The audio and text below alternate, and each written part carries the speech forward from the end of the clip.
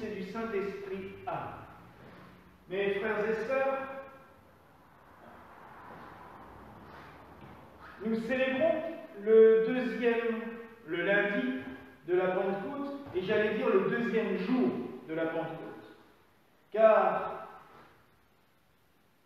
les anciennes traditions de l'Église, qui sont éminemment respectables, et je pense qu'elles doivent être conservées avec ferveur et avec foi, célébrer Pâques pendant 7 jours, mais célébrer aussi la Pentecôte pendant 7 jours d'affilée. Et d'ailleurs, à une époque, on appelait la Pentecôte les Pâques rouges. Car oui, l'œuvre de rédemption de notre Seigneur Jésus-Christ, que nous célébrons à Pâques, se manifeste de manière solennelle et se manifeste dans sa continuité, dans sa persévérance par la venue de l'Esprit Saint à la Pentecôte. En effet, le Seigneur nous a sauvés, il nous a montré le chemin des cieux, mais nous savons très bien que l'humain est faible, la chair est faible, et qu'il nous faut une force, qu'il nous faut une énergie pour continuer. Je dirais même qu'il nous faut un guide. Et ça me rappelle des paroles que j'avais entendues il y a plusieurs années, un premier dimanche de juin, justement, par le pasteur de Wolfisheim qui nous a hébergés pendant 12 ans dans son église. Et il y avait la fête du village et il m'avait invité à y venir. Donc j'ai assisté au culte. Et son sermon était très drôle parce qu'il nous avait expliqué que l'Esprit Saint c'était un GPS dans notre vie. Que c'était lui qui nous guidait, qui nous donnait cette inspiration pour changer de route au bon moment si nous nous égarions sur le chemin de Dieu. L'Esprit Saint nous donne ses lumières. Cette lumière pour nous montrer la route, pour nous montrer le chemin, pour nous éviter de nous perdre, de nous égarer. L'Esprit Saint se manifeste à toutes et tous, et pas seulement aux croyants et aux chrétiens. Vous voyez, à l'époque déjà des Actes des Apôtres, il y avait des polémiques. Les convertis du judaïsme étaient persuadés que seuls les Juifs pouvaient devenir chrétiens. Et pourtant, l'Esprit Saint s'est répandu sur les païens qui étaient présents avec eux.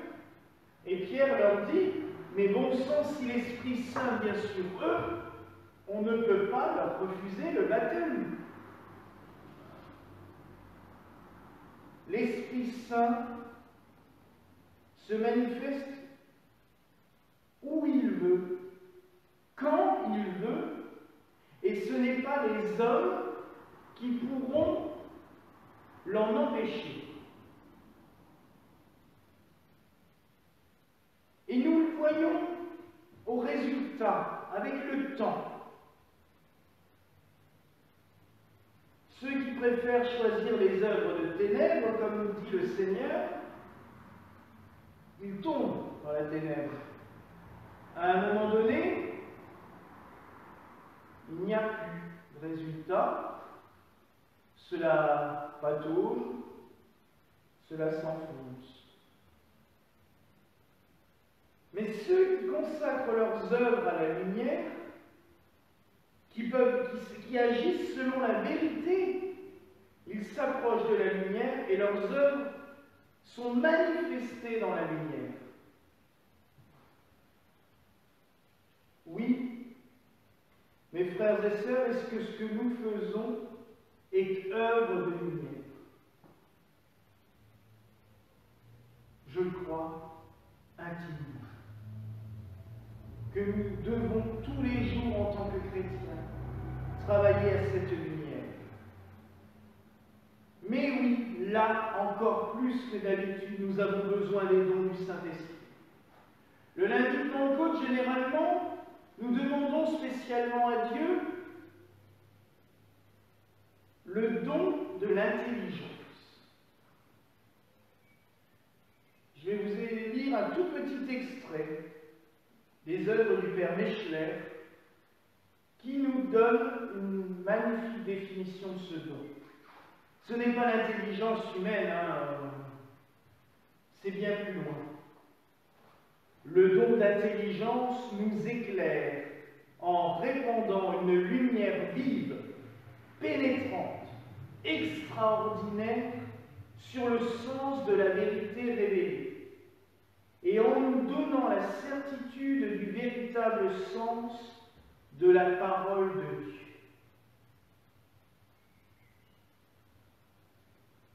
Oui, prendre la parole de Dieu avec des bribes et accuser et attaquer les autres, ce n'est pas ça. Il nous donne l'intelligence des Écritures, nous permet de comprendre le sens global des textes que nous lisons, ces inspirations qui nous aident à avancer tous les jours plus.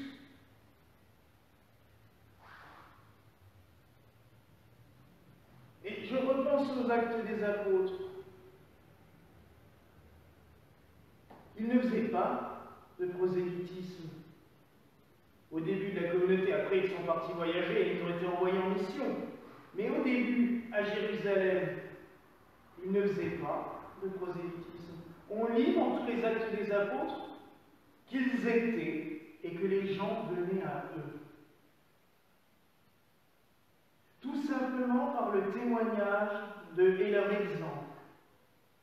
Oui, mes frères et sœurs, si nous nous laissons baigner dans l'Esprit Saint, dans cette lumière, c'est là que nous transformerons le plus le cœur des gens. Hier, quelqu'un a mis en commentaire sur mon homélie une conversion permanente. Tous les jours est une conversion. Tous les jours. Tous les jours, nous nous levons le matin avec une idée ou des idées, des fois préconçues. Et on se rend compte qu'à la fin de la journée, on a changé. C'était un peu le but de cet examen de conscience que nous étions censés faire dans le temps, à la prière du soir, et dans les offices de complis. C'est facile de se remémorer, oh, j'ai fait ça, j'ai fait ça, j'ai fait ça. Mais est-ce que nous avons pensé, est-ce que nous pensons au nombre de fois où par l'action de l'Esprit Saint qui nous donne cette intelligence, nous avons modifié notre façon de penser en nous disant oui, tiens, j'avais pas pensé comme ça. C'est peut-être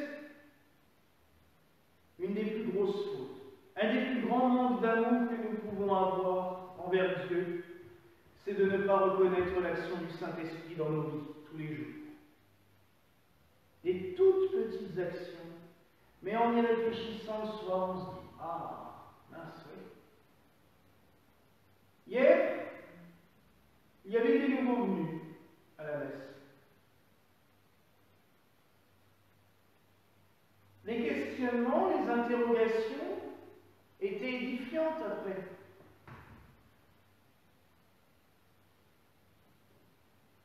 Des choses nous paraissent des fois logiques, et au bout du compte, elles ne le sont peut-être pas pour tout le monde. Et donc, encore une fois, et encore plus, soyons pédagogues. Professons la parole de Dieu, la vérité de l'Évangile. Les autres vérités sont sujettes souvent à caution. La vérité de l'Évangile est la plus belle et la plus vraie. ouvrons les portes, ouvrons les cœurs et accueillons tous ceux et toutes celles qui veulent se rapprocher du Christ. Et c'est par cette force que le Seigneur nous donne que nous pouvons le faire. Et c'est avec l'intelligence que le Seigneur nous donne que nous pouvons ouvrir les Écritures aux gens, mais aussi discerner le bon du mauvais. Oui, mes frères et sœurs, laissons-nous baigner par l'Esprit Saint. Demandons-lui le don d'intelligence pour toujours mieux comprendre les Écritures, pour toujours mieux les recevoir, accueillir la parole pour pouvoir mieux la retransmettre par la suite. Pas que les prêtres, pas que les évêques, tout fidèle peut professer la parole de Dieu. Alors oui, laissons-nous baigner par cette intelligence, supplions toujours le Seigneur de nous donner l'intelligence, de nous donner sa force et sa bénédiction. Et oui, mes frères et sœurs, laissons-nous consumer, embrasés par le feu de l'Esprit Saint, qui nous consume tellement que nous irradions sans avoir besoin de faire de l'esbrouffe, que l'Esprit Saint brille en nous et que cela suffise amplement à tout le reste. Voilà, mes frères et sœurs, la grâce que je nous souhaite en ce jour, au nom du Père, du Fils et du Saint-Esprit. Amen. Et que la paix du Seigneur soit toujours avec vous.